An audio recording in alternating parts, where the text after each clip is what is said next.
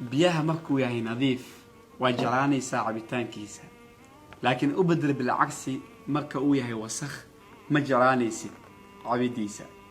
سداس أو جيدا صاحبدن وسداس أو كله قف نظيف أيكو ياهي داعت أيكو ياهي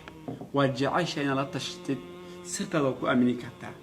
iyo qof kale saaxiib kula ah sida biyaha wasaqda oo kala mid ah yaani nadiif aan ahayn saafina ku ahayn qofkaasi caafimaadkaada ayuu wax yeelayaa sharaftaada ayuu dhibaateynayaa khaladaadkaada hadii ay isku dhacdaan ayuu faafinayaa lidaalika ab